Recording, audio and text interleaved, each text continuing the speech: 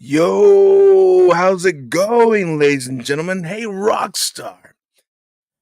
I got a really good quote for you today. So, one of my mentors, whose name is Joey Wilder, he once said to me, wisdom is nothing more than healed pain. Rockstar, try that thought on for size. Welcome, ladies and gentlemen. My name is Josafat Emiliano, and you are now watching Hey Rockstar. Get ready.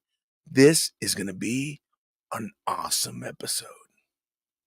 And Miguel, do the thing, yo. 1, 2, 3.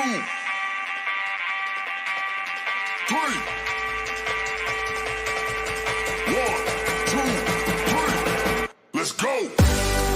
Hey Rockstar, welcome. This is a show devoted to bringing value to those interested in starting a side hustle or side business. Whether you're looking to be dual vocational, full-time, part-time, or sometime, I bet our stories will entertain you, encourage you, and empower you to become the rock star of your business and industry.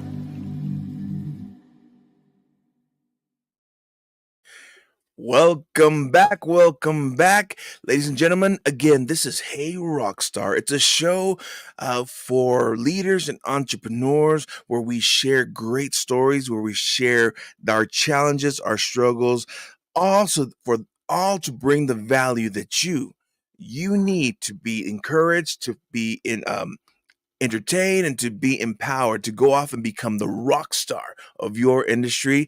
I want to welcome you. This is episode 105. We have a very special guest, but before I mention him, as you can already see, he's just ready to jump on and start talking to us. If this is your first time, just know that you're allowed to comment. If you're watching us on YouTube or Facebook, by all means, if you comment live, I can. If your comment is relevant to their conversation, I will highlight it. And we are also saying a shout out to everyone joining us through Instagram. We can't highlight your comment, but I can definitely see you here and I will give you a shout out. So without any more further ado, I want to welcome to the show Mr. Rex Henry Thurmond the Fourth. I like to call him Hank because that's how I got to meet him a while back. My brother, welcome to Hey Rockstar. How are you doing today? Doing great, man. Thank you for having me. Oh, okay. So Hank and I, I met him my very first year in Nashville. So that's about 9 years ago when I first moved there and I was trying odd jobs and I answered a call in the paper about going to sell sides. And I'm like, let's try this out. And the gentleman who hired me, he's like, well, I'm going to send you with a mentor. Someone I call the Road Warrior, and he called you up and man, Hank, it was in the middle of winter. I remember that. There was a lot in Alabama. And yeah, although I wanted to be Nashville, he kept sending us out. So he's like, we're going to send you up to Alabama. And I remember we were staying from motel to motel. What I love about Hank, though, is that he was a master chef. He knew how to create a gourmet meal out of whatever we found in the whatever we found in the sale aisles there at the Walmart. And he had a couple of hot plates there, and every night we ate well. Thanks to this man. Yeah. Man, I don't know. I think I already told the whole story. Those were rough days, man. You Things were are a lot telling. better now. I love to hear that, and we'll talk about that if you don't mind. So Hank, now your story has changed a lot since the day I first met you. And if you don't mind, I mean, this is a storytelling platform. So for those who are just tuning in and they're trying to figure out who is um, this Thurmond fellow, what is he about? Please just share with us a bit of your story. Okay, I'm 56 years old as of last Tuesday. I was born in West Tennessee, about 75 miles north of Memphis, in a little town called Dyersburg. And I grew up in a really, really kind of a dysfunctional situation. And I worked in a family business that was equally dysfunctional. And I actually spent 27 years full time after I graduated from high school in that role in the beer. It was in the beer business. I Mm, worked there, and it was really stressful. It was just a really, really toxic situation. And I came from that side of my family was just extremely dysfunctional, and I had been basically relegated to basically doing nothing. So what I was doing, and there was a lot of consolidation in the beer industry at the time. So I went back to school and I got my bachelor's degree, and I had intentions to move to Nashville. Well, then, there was a big conflict. I won't go into all that, but long story short, I wound up moving to Nashville. I had, due to my childhood, I had, and due to this mob, it was a mobbing is what it was, but I mm, had, I had been diagnosed with PTSD by three different doctors, and I had some developmental trauma and some dissociation and some other stuff going on. And when I moved here, I was recruited by Farmers Insurance, and that was the worst mistake I've ever made in my life because I lost everything I had. mm. And when I met you, I had just been evicted from my apartment in Dyersburg, and I was living motel to motel. I was homeless at the time. Wow.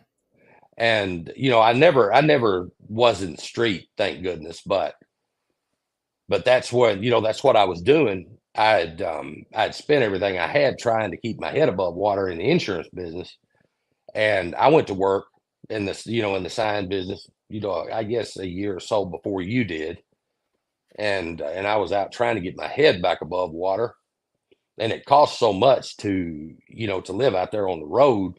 It was Yeah. all I could do to just stay motel to motel. So when you knew me, due to my background, and, I'd always, just to be forthright, I'd always drank way too much. Mm, I had a drinking problem. And then after this business with my family, when I was basically shoved out, then it just became really bad. And, I got to where I was drinking a lot of vodka and stuff. I had developed type 2 diabetes. And I oh, finally, it was in 2015 or 16, 17, somewhere along in there. I've got it. It's here on the back of my book here. But anyway, I hit rock bottom. And I said, it's like old Red in the Shawshank Redemption. It's time to get busy living or get busy dying. yeah. And I said, I'm gonna fix all this. So I quit drinking. I got my head back on Congratulations. straight. And yeah, I've been completely sober for 8 years Wow. now. Haven't had you couldn't pay me $10,000 to take a drink. But anyway, I I went from job to job to job. I was just trying to find some sort of stability. And I know you're a Christian guy, and We I had a was lot of good diabetic. faith talks. Yeah. And I was I had diabetes, and I couldn't get a medical card. And I Mm, kept seeing all these driving jobs on Indeed or wherever it was, ZipRecruiter, or wherever it was. But anyway, I'm just sitting there thinking to myself, I'm seeing these $4,000 or $5,000 sign-on bonuses, and I'm sitting here thinking, that would get my head back above water. And anyway, but the problem was I couldn't, I couldn't get a medical card, so I couldn't get commercial driver's license. Yeah. Wow. So I just looked up and I was like, God, I know you got a solution here. And so you'll think I'm crazy maybe, but the next morning I get up and my friend Bo down in Mississippi, he had posted on Facebook, non-CDL driving job, DM me for details. So long story short, I was working for AT&T in Dixon at the time. That retail is not for me. But anyway, long story short, that Sunday, I took what little money I had and I went up to Cleveland, Ohio, actually Marblehead, Ohio, out on Lake Erie. I picked up a Sprinter van. I went the next day to an orientation and I spent the next year living in the back of it. And, I didn't make a lot of money, but man, I tell you, I saw every goat trail in this country. I had more fun than should have been allowed. And, I was in there, I didn't have a lot of expenses because I didn't have to pay for room and board because I was sleeping in the back of it. And anyway, so I was able to save enough money to get my back taxes filed because I was in, I was in a hole with the IRS.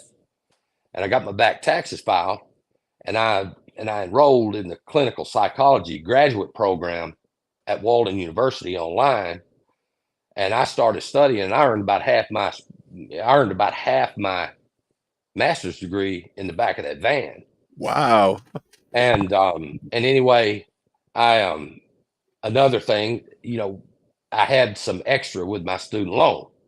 So I was able to get my CDL at that time because I had, I had started eating better, going to the gym, and I got my A1C down low enough where I could get my medical card. And so I got my CDL, and a good friend of mine in Ripley that owns a trucking company, very good friend. I'll be indebted to him until I die, but he gave me a chance when nobody else would because I didn't have any experience. Yeah. And I wasn't trying to be out on the road with somebody I don't know, team driving and all that stuff. But he put me to work. And then that next year I was, I was out on the road all then too. But I would go from, he moved parts and attachments for these big Komatsu dealers. So I would go like to Fort Worth. I actually stayed there probably the longest. But I would run from Fort Worth to Dallas to Sulphur Springs and back, or from Houston to Buffalo up to Sulphur Springs and back, Oh, wow. or from Tulsa, Oklahoma down to Oklahoma Springs and then back through Oklahoma City, just all through that area right there. But anyway, I was working nights. I was finally making good money again. I was working nights and I was miserable. I mean, I was literally miserable. I was sleeping during the day. I was there in Texas. I didn't know anybody. And, I would get up like late on a Saturday afternoon and I'd have Saturday night and Sunday night in my room alone. So it just started wearing on me. Plus I've got my kids and my grandkids here. And I was just like, man, I've got to do something because I was becoming depressed again. And anyway, I came home on vacation. And anyway, there was a job fair here in Franklin at where I work now. And I don't have permission, so I don't want to call the name. But anyway, it's the best job I've ever had in my life, hands down. I'm blessed. But anyway, there were 4 people. They had a job fair, and there were 4 of us. And this was on a Thursday. Then I had to go back to Texas on Friday. Then Monday, they called me and they said, the lady, she said, well, she said, I wanted to hire you, but the younger guy there had phone sales experience. So they made me bring him on instead. And I said, you know, I said, I can respect that. I said, what can I do to better myself where next time something comes open, I'll be qualified? And so anyway, that afternoon, if you spent time in Dallas and Fort Worth, you know where the 183 is. Mhm. So I'm on the 183 having a cussing fit with God again. Well, like, man, I'm suffering here. And so I if people were driving beside me, they probably thought I was crazy. But anyway, I got to Dallas to where I was picking up, and I got out to go open the back doors. And I just looked up. I said, "Man, I'm suffering. I'm going to trust you to get me out of this." Mm. And anyway, this was on a Monday. That Tuesday afternoon, the lady called me back. She said that boy was wishy-washy. She said, "I want to offer you this job." And so I've been there since. Wow. And and it's just great. It's a phenomenal place to work.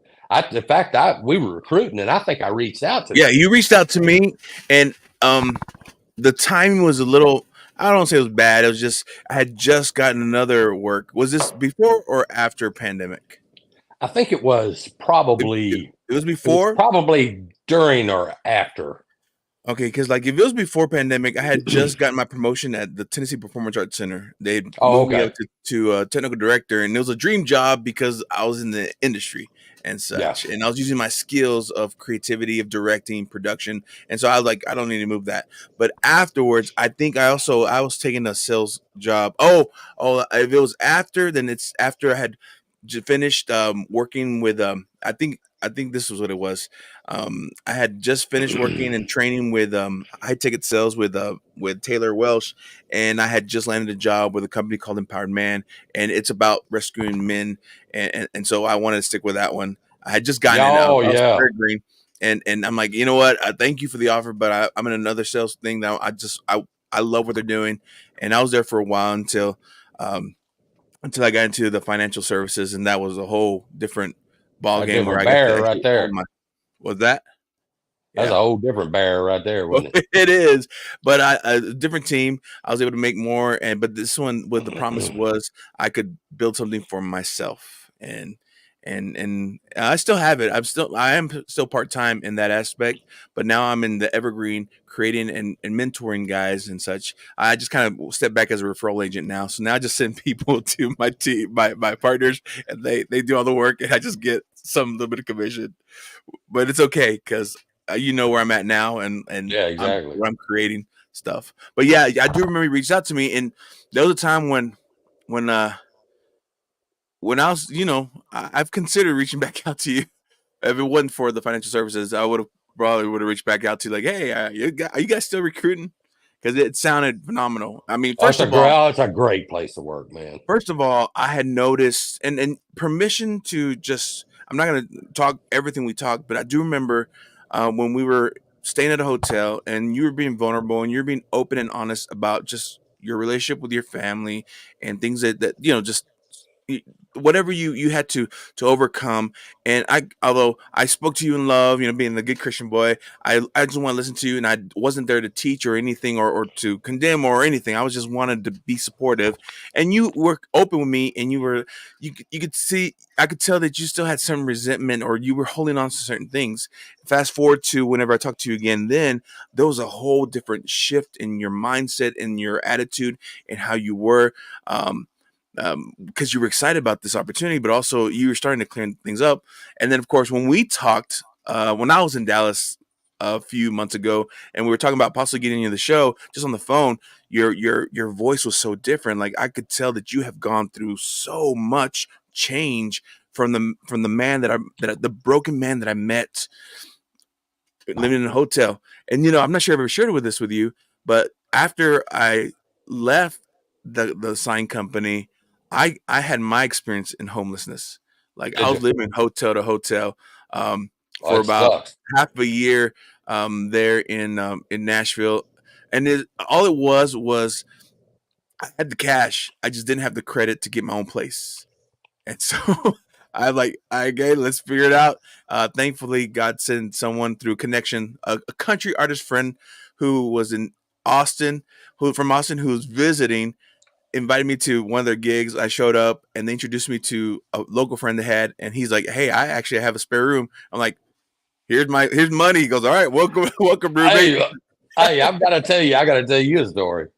So, so when I first started, when I finally started driving, when I got my CDL and I started making good money again, I had a short stint in the car business, and I was not tough enough at that.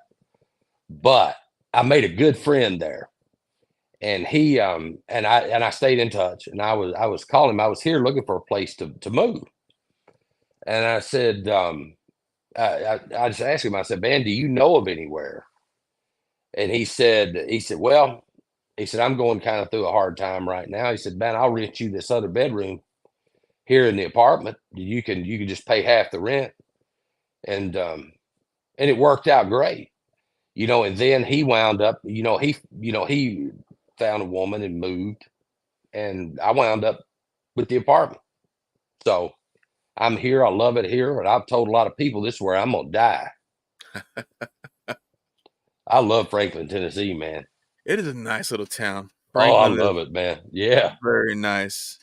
Well, Mhm. congratulations. Well, I was going to say, in that story, that became one of my closest friendships. That he just reached out to me. He's getting married, and I'm supposed to be going to his wedding in a few months. So I'll be in Nashville in March, I believe, for my friend's wedding. The guy who gave me a room to live in for a Yeah. year. Yeah, exactly. Hey, well, man, yeah, we'll have to have lunch or something for sure. Definitely, definitely. I'm gonna book some time to go catch up with you. Funny thing is, another buddy of mine from Midland, he was always reaching out to me, and he was talking to me and wanted to hang out. He's like, "When you can come visit? When you can come visit?" And then finally, when I moved back to West Texas, like, "Hey, brother, I moved back," and he goes, "Huh?"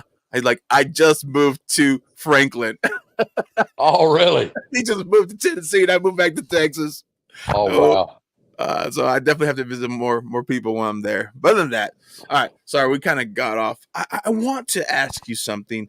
Um, did you were, and we can go back to the story, but I'm starting to see just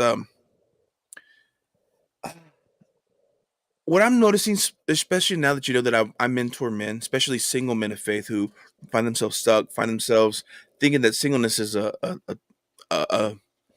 a bad thing, or it's a discipline for whatever. But to me, I see it as a time of sacredness, a time where they can work on themselves. But is there something to that moment where you have to separate yourself from everything, from everyone? Like for me, I actually understand what it's like to be on the road for a long time by myself, just alone with me, getting comfortable with me, getting to know what I am. I want to go back to that road because in your description for your book, you do mention and you give a credit to that time when you were the warrior, the sprinter van warrior. I mean, if you don't mind speaking more into that, what is it about that moment of aloneness, that moment of just challenging that helped you, or that can help a person who just is looking for clarity at first? Do you know where I'm going with Well, this? well, kind of. I think you've got to, I think solitude is a really good thing myself, because you get to know yourself as who you are. You're not trying to impress anybody. You're just you. And of course, my problem was I had so much self-hatred Mm. from my upbringing. And I had to overcome all that. And solitude, a lot of people can't handle it, but I'm one of these people, especially now that I've been through that I require a lot of it. You know, I always considered myself a an extrovert, but whenever I wanted to move it in with some guys basically we always had people over the house all the time. I needed my quiet time, my alone time, and when the pandemic forced everyone to kind of separate and live by yourself, I enjoyed those times because I was able to pour into my life. I got to TD Jake said it best. I got to date myself and get to know who I am, what I like, Exactly. what I don't like. I Yeah, got that's to. Oh, I'm sorry. I just got to open the secrets hidden within me. Oh, I got to get a shout out to Anthony. He was also a former guest. Superman had his fortress of solitude for a reason. Isn't yeah. I that mean, right? mhm. Sorry, what were you going to say, Hank? No, I'm just gonna say, you have to develop resilience where it doesn't bother you. I like that. Yeah, I mean, at the end of the day, me myself. I mean, I get a lot more done when I'm by myself. I like to be around people. Don't get me wrong, but it's just like, when I'm preparing my podcast, when I'm recording my podcast, I want to be by myself. I don't want an audience. Okay, I get you. I get you. Yeah. And likewise, I believe the more alone time I spend, um, how did I remember I wrote this once, this quote, and I put it out there. The more time I spend by myself, the less lonely I feel. Well, Wayne Dyer said, it's impossible to be lonely if you like the person you're alone with. I love that. Yeah. I love that. All right. It, All right. We're not going to camp out too much because I also know that there's some people who just don't understand, don't get it. They don't know what it's like to appreciate the alone times because I again, think at the it, end of the I mean, at the end of the day, host, I mean, at the end of the day, being homeless made me a better person. can I ask you, from that one, we can just jump off of there. What exactly, just maybe three examples or two examples that you can see because this is what I went through home as a homeless person. I'm a better person. Did Yeah. anything come to mind? Yeah. I mean, it makes you a lot more empathic. It makes you say, you know what? That guy's having a hard time. I can tell by looking at him. Maybe he needs just somebody to say hello, Mm, that type thing. And I mean, there were a couple of times when I was in that Sprinter van, man. And I mean, you be out driving, you be all over the country. And you'd have people come up, I just need to borrow $20. I'm just trying to get home, and they're drug addicts. They're drug addicts. You see somebody diving in the garbage can looking for something else. That's a whole different ball game. yeah, You got to buy them something to eat, yeah, you know. that is true. Once I had my own home, and there's a lot of peddlers in Nashville. I was more open to instead of giving money, I took several people out to the Waffle House. Then you met the Waffle House. Although they were somewhat different than I met at a gas station. You know what? I mean, I've done it in Texas at Whataburger, man. That one in Fort Worth, right there. Right. It's if you're looking at a map, it would be on the western side of Loop 820. Hmm. There's one right there. I used to stay at a motel over there. There was a couple guys in there. I'd get them something to eat because they'd be out there hungry. I mean, you could tell when somebody needs help. Yeah, It makes you a lot more quick to help somebody that needs it. You know. And I'll be honest with you. I'll tell you straight up, my best friend in the world, Tim, I won't call his last name because I don't have his permission. But had it not been for him and my cousin, I may well have been in the street. mm. And they didn't have to help me. Shout out to those people who helped us Yeah, when we exactly. really needed it. I even wrote a Mhm. song about it. Maybe I'll play it Did for you you? someday. All right. So let's continue on with your story. So now you are at a place where you're finding yourself in this. When did you become an author? When did you write your book? When did you decide that was a step that needed to be When done? everything blew up in my family, it was so bad that I felt like that awareness needed to be increased. So I was able to protect the people I love, my children, from what happened to me. basically, in a nutshell. I started writing it in about 2011, I think, Okay. and I've actually written three. I wrote this one first. That was the first one. This was the second one, and then this one I just published last week. Ooh. That's a big boy. Yeah. I'm gonna have That to. one's that one's 600 pages. Can I get that on Amazon, or where do I order that? Yeah. You can get it on Amazon. I'm gonna thumb through your book, because I'm in a place where I've been told that I need to start writing down my memoirs. Actually, last night, I'm not mentioning them because they haven't done yet. But a podcaster friend of mine, he was in town from Dallas, and he called me up like, "Hey, um, I've been wanting to interview with you. Are you finally free?" And I was like, maybe after work. He showed up, and he just asked a few questions, but I started just pouring out my story, started telling them because I've already been thinking how I would write my book, what I would put in there, what life lessons, what were the big life lessons in my life, what were the big defining moments, and so I just started telling my story and going. And brother, we lasted for about 2.5 hours because I just Oh and I, yeah. you know what, I need to write these down, and they're like, yeah, you need to start putting a memoir because this they were like they're like we those two of them interviewing me, and they're like, dude, we don't really have much questions because you've been just giving us what we need, and following Mm, up and moving forward, and going on with the stories and the life lessons, and even the pain points that just a PK had gone through with with all my experiences in life, which is, mm. I guess that's the important thing too. I have a mentor who said that our wisdom is not common knowledge. That what we go through is meant to help others, and that's why we need to learn how to tell our story, learn how to share our story. Exactly. I agree with that 1,000%.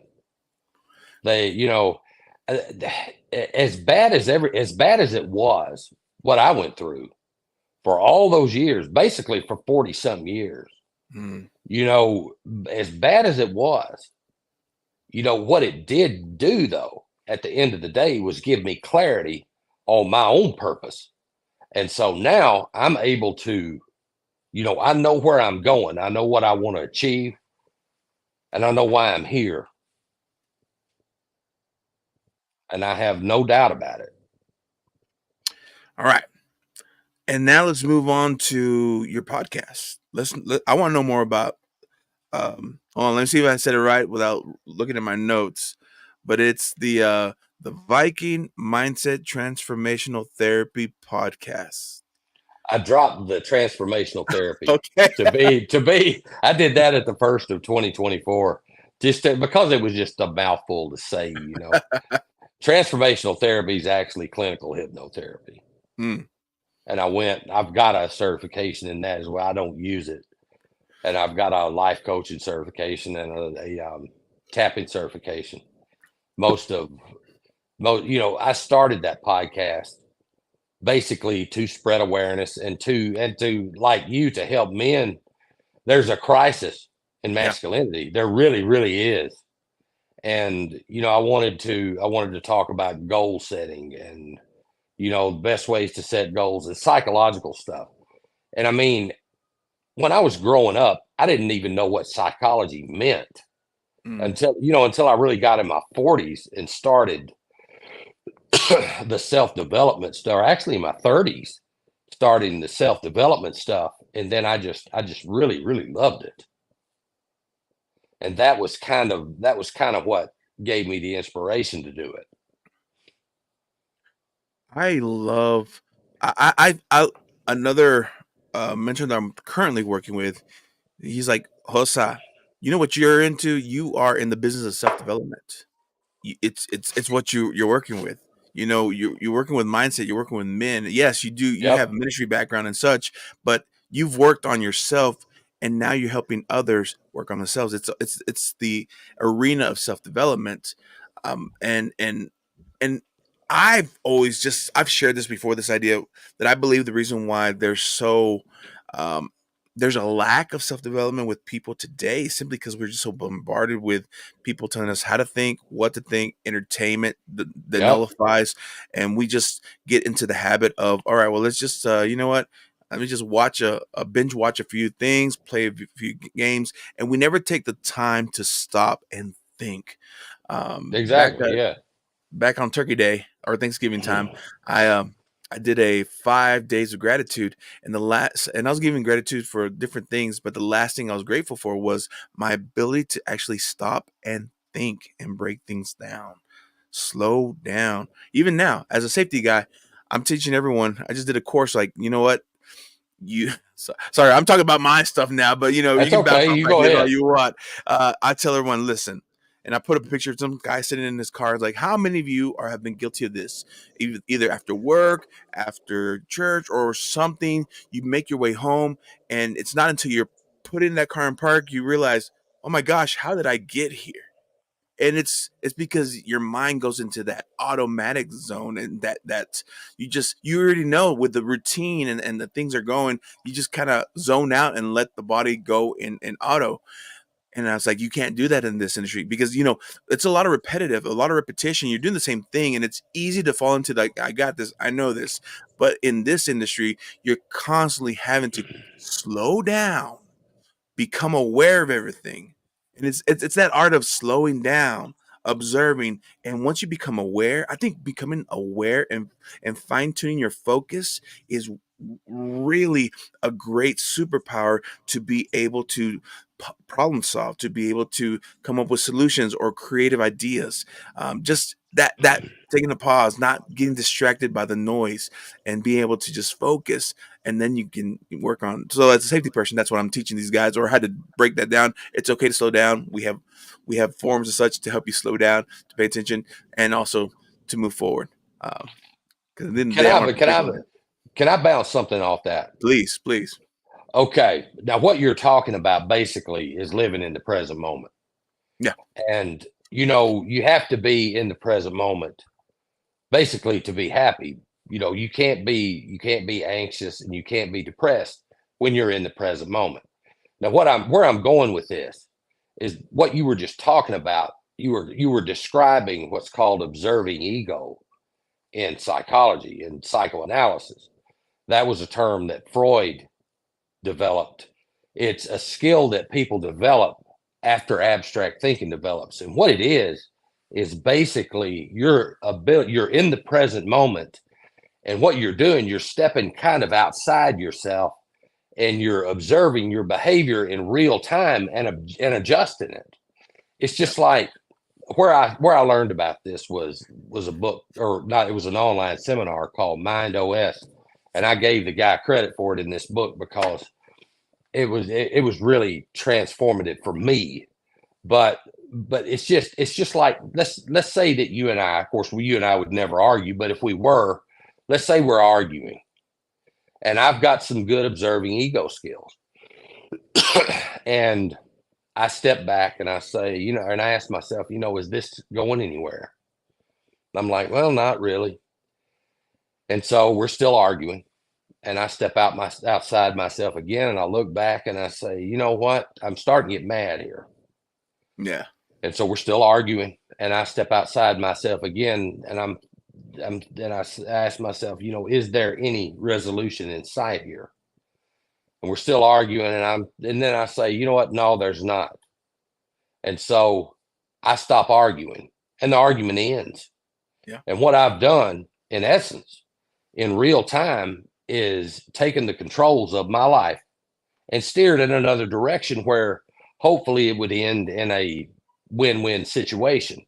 Whereas, when we're not in the present moment, we're basically, if you and I were arguing, we'd be in animal behavior.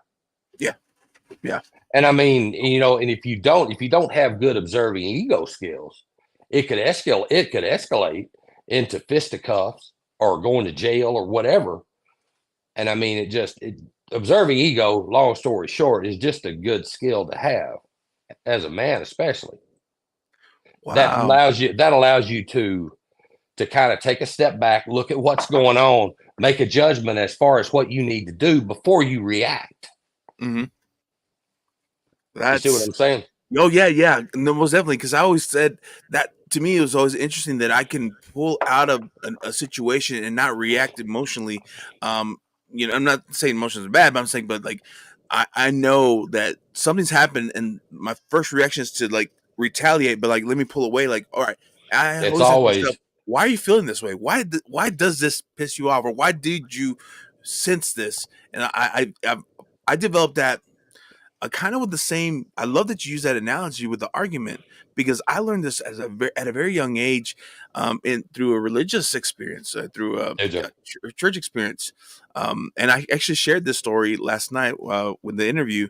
I remember it was myself and another guy who he went to church that practiced oneism, and I'm from the Trinitarian. So basically, he believed Jesus only. We believe Father, Son, Holy Spirit, and we were all invited to this citywide event to help do an evangelistic outreach at our local school. So we show up.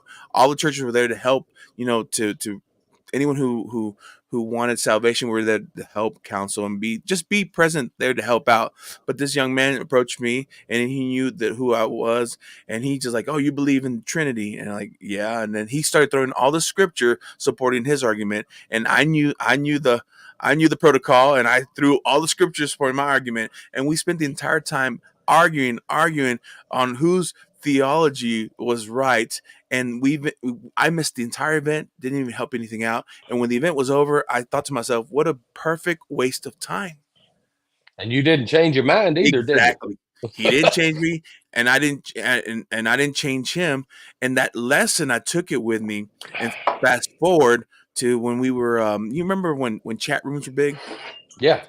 All right, so MSN had a chat room for Christian people. And I remember I used to just love being a fly on the wall. I'm just being in chat rooms and listening to people, maybe every now and then make a comment. And I remember one particular room, an atheist showed up.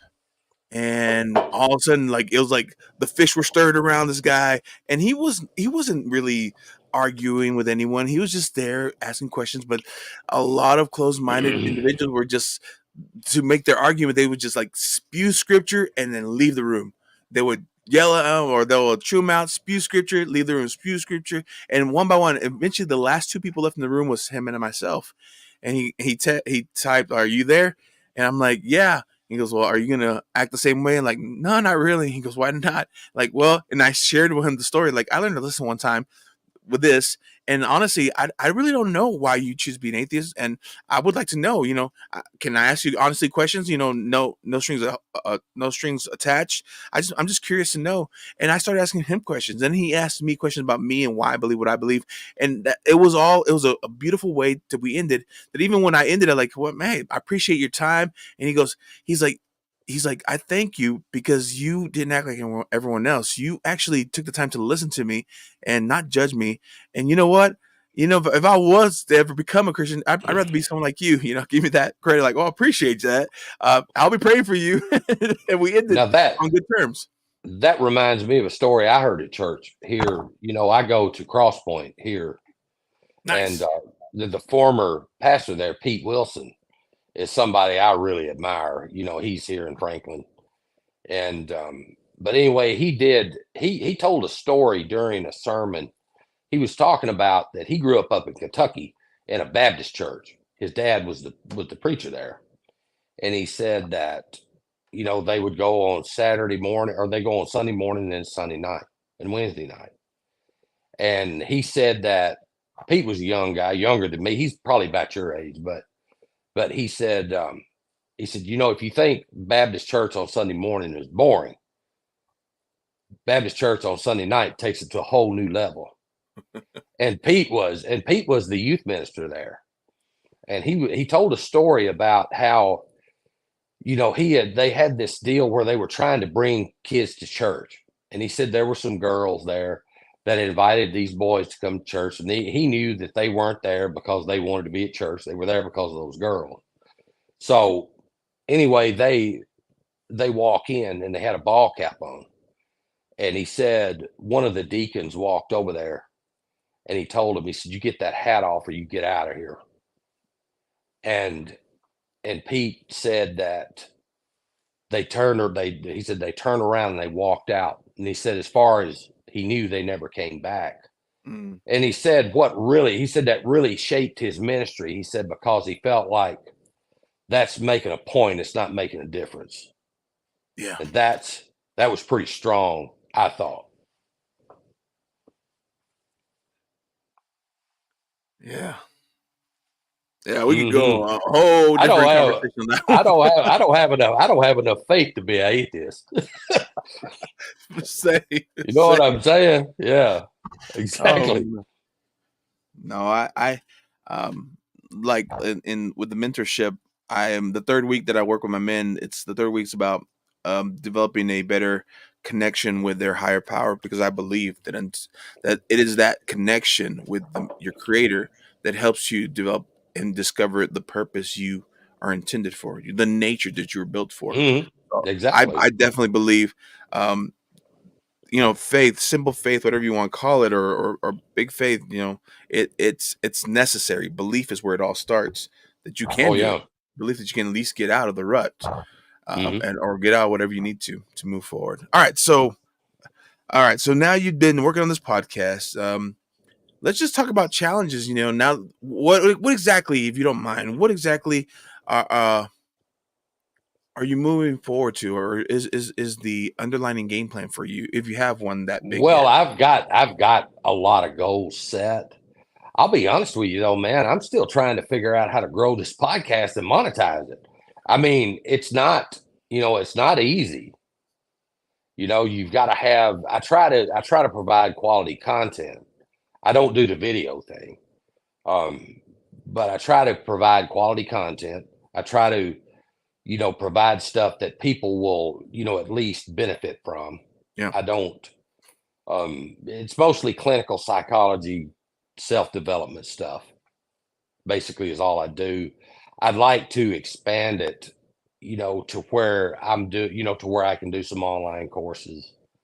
I'd like to come up with like a screen printing business, because I think I got a pretty cool logo, and I got a guy in San Antonio who does screen print, but I oh guess you can use really? the one in Nashville. In San Antonio, yeah. Hey, I go down there now. They got good food in San Antonio I now. do. Uh, but and then of course, yeah, we can talk about that off air, about the evergreen products, if that's where you want to go. I can connect you to my mentor, because he can definitely help you out more than me. Yeah, I'm I can just just share what I have. Um, but other than that, no, that's good.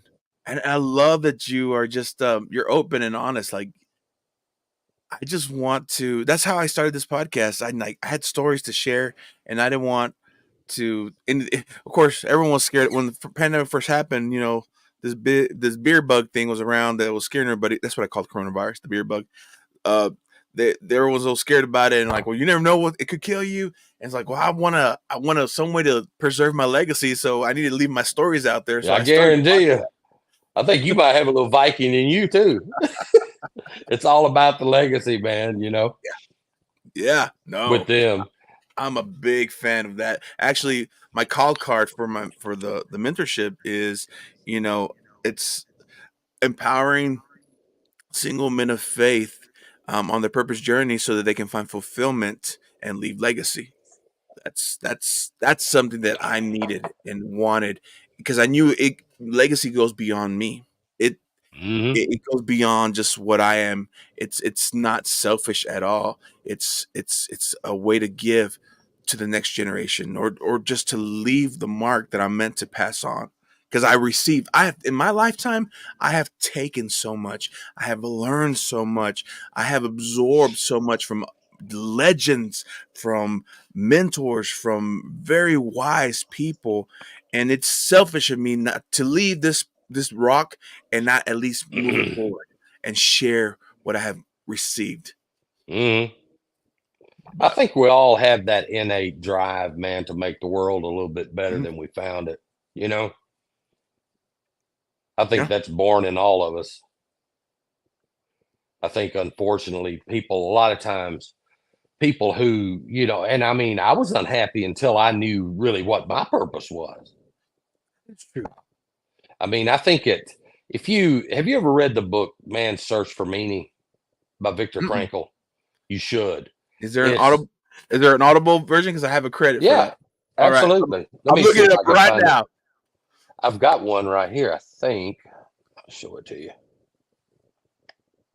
Or I'll Man, email you one, whatever. man, But search for meaning. Man's Search for Meaning. It's a guy, he was a Holocaust survivor. He was at Oh wait, Auschwitz. yes, I actually have heard this one. Oh yeah, it's phenomenal. But he talked about the people that were in Auschwitz, the ones that survived were the ones that had a purpose, and the ones that gave up and died, were the ones that didn't. So I mean, that book was really, it was transformative too, with me. Made a lot of things make sense. Um, no, last week, no, 2 weeks ago, I talked about purpose with my guys, the mentorship. Um, because that it's working is good. Working is very beneficial, but to work without a purpose, without meaning, it'll wear a person out. Well, it's It will. like being in the ocean in a boat without a rudder, Yeah, you know, yeah. or a sail, either one. I like your analogies, my man. But it's what it is. I mean, you're lost as a goose. Those are Vikings. I like my ancestry way too much, probably, but it is what it is. Well, you know what? You have as much self-hatred as I had growing up. You find something about yourself that you like, you got to roll with it, man. What I found out of myself, especially last night when I was sharing my stories, is a lot of my struggle is that I had a turmoil within me because my nature was going against a lot of what I was being taught. And the deal is the teaching wasn't biblical. It was legalistic practice and traditions that were carried on from people to people to people that really didn't have a scriptural structure. And yet I was fighting against that because the That's what nature we in me. call that's what we call cognitive dissonance. Ooh, That's what that is. but the beauty is now that I become a student of the promise. That's how I call it. I love to just listen to scripture, read it, and then call out the promise that's there, the truth that's there, and walk in that light. And I just tend to walk more naturally in that sense as opposed to what they were telling me to do uh, Yeah. in different areas. And I'm not saying that it's wrong or what they're doing. It's just a lot of people are scared, like especially around, let's just say, around sex. Certain Christians, they have such it's a taboo topic to discuss. Heck, growing up, and I That's asked not about that's not me. That's not me. good, good. Yeah, that's me either now. I'm open and I have the conversation need to have because I know what I believe now. I understand what's scriptural, and then I understand what was manipulated and misuse of scripture to bring fear and control. But yeah, things like that I just like I was combating this thing like, well, and so that was a lot of my struggle until I was able to develop my own relationship. I wasn't God's grandkid, you know. Yeah. My relationship with him didn't depend on my parents. I had to have my own, and then he started talking to me his way and understand scripture. So anyway, that's a whole level that I think that I'm grateful that I add as a teacher, as a mentor, the way I Mm. look at wisdom and use that. Um, Sorry, man. I've been talking more about me, Hank. It's supposed to be your show. No, It's it's all all right. right, man. No, it's your show, man.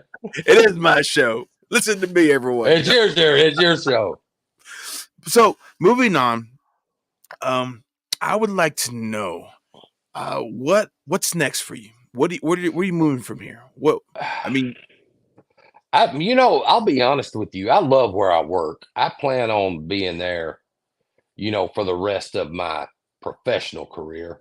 I would like to somehow, as I get older, I want to eventually go back to school. If I were a young man again, knowing what I know now, I'd be a psychotherapist. mm, But I'll have to go get another master's degree before I can do it. I couldn't do it with the program I was in because it was just they wouldn't allow anything online. I'd have to do it here in the state and then get licensed and then do it. I may do another certification called Rapid Transformational Therapy. It's to a lady named Marissa Peer. It's more clinical hypnosis, and it's kind of toward it resolves trauma. Yeah. So that's I'm I would like to resolve as much trauma in the world as I can, because I've been through it Yeah. and I don't want people to suffer. Do you take clients for hypnotherapy? No. No. I've thought about it. I mean, I could. I just don't. I've got so much other stuff going on between my writing these books and the Yeah. podcast and my other stuff. And I've got some other stuff I'm trying to figure out. I'm trying to figure out this affiliate marketing thing. And of Oh, course, of course, TikTok, man, that's a tough nut to crack right there, man. I'm stuck at 200 views. I can't get. I was gonna say I may have to pick your brain about that. the most views I get is usually when I have a guest in my reels. I've just been doing reels simply because there's great clips out there, and I just want people to taste, and maybe they'll bring to the show. But like, I'm really not pushing as hard as I'm supposed to. But that's okay. As long as I'm creating content and putting it out there, I know people are really, even the small tidbits I send are very helpful, because I bring in guests that just bring wisdom, bring experience, and people are liking that kind of stuff. And I do use sorry guys, I use an AI to help me edit it, and the AI actually helps pick the best If topic. you, I mean, if you don't, you're crazy. Oh heck yeah! I mean, I remember when I used to start doing I first started doing my own reels, and I would kill 2 hours just to make a handful of them. Not even a handful, maybe like Oh two or yeah, three. And like, this thing has saved me. I just go back and edit things that need to be edited. But because there's so much content, I have so much content, and I'm only starting to do the recent stuff. I would love to go back to the 80 something episodes, no 90 something episodes before I started using the AI, just to see what would pull out from all that content that's out there. oh yeah. But I'm at a point where I'm about to start hiring some virtual assistants to help Are you? me to help me manage Hey, all that. yeah, yeah, man. I tell you, it's above my pay grade right now, especially. Wow. I all I need is just someone to. My nephew's really good at stuff like that. I was like, hey, what if I just pay you so much a month and you just do all this stuff for me? So maybe during the summertime when he's not in school, I'll get him to do some things for me. But this kid's very savvy. Uh, he's into the gaming, and one summer he learned he watched YouTube videos and learned how to edit. And then he posted some on his Discord, and he got like 3 or 4 clients. I was like, yeah, edit this for me. So he edited videos for him, made a couple of $100. He's like, wow, that was easy. Like, I'm like, you're a 12-year-old kid, and you basically learn how to create the basic thing. You marketed, you got your clientele, and you brought fulfillment to them, and you provided a Yeah, product. yeah, exactly, He's like, oh, he's like, that's so exactly. much work. Kids. Oh, I'm telling you. All right, we're going on. Wow, we actually hit a whole hour, Hank. Is there any last words of wisdom that you just like to share before we end this show tonight? I don't know. The only thing I would say is if anybody is struggling, going through a hard time, just keep pushing because there's a light at the end of the tunnel. I like that. Now, you say you don't want to. You're not working with clients, but where can people find your book and other things that? On Amazon, on Amazon. The digital versions they're on Apple and Barnes and Noble as well. Okay, I I use haven't Kindle. I haven't I haven't put this big one up. I just published it last week. I've got other stuff. It's so many pages I couldn't self-publish through Amazon. I've got to find there's too many pages. I've got to find somebody else to publish it. Oh, so the big one's not on Amazon? No, it's the paperback is. The Okay. hardback's not. Ooh, where can I get the hardback? Yeah, you get it on. No, it's not out yet. The big one's Okay. not. The other two are. on Amazon. All right, I'll have to look into that. But man, I Whenever. appreciate you having me. You That got to was come my. on my show sometime. You know what? It'd be a pleasure. We'll just figure out the best time. Now that I kind of have an understanding, I do feel like I'm juggling a lot, but because I like what I do, it doesn't feel like hard work. All of it. No, it's not. I enjoy it. I'm with you there. And I definitely, after we get off of here, I want to talk a little bit more about hypnotherapy because I've considered All right. some of I that stuff. got you. All I right, we'll got you. talk about that. So, ladies and gentlemen, boys and girls, thank you for joining us today. This was episode 105 of Hey Rockstar with my longtime brother, one of the first people that I met with when I first moved to Nashville, Tennessee, Mr. Rex Henry Thurmond, who I love to call Hank. I've called him Hank my whole life, basically. I want to thank him for sharing his stories. If you found value in this, please consider just following, sharing, be on the lookout for the content. If you're looking for his books, just look for him anywhere on Amazon to check out more about the psychology and learning more about, just self-development. I mean, because in the end of the day, that's what we're all here. We're all here to work on ourselves so that we can help the next person out, to pay it forward, to do good. So again, just want to thank you all for joining us. Thank you for letting us into your homes. Thank you for letting us into your cars. Most importantly, thank you for letting us into your hearts. So all the way from Franklin, Tennessee, and from my studio here in Andrews, America, we want to wish you well. And of course, like always, much love and many blessings. We'll catch you next time.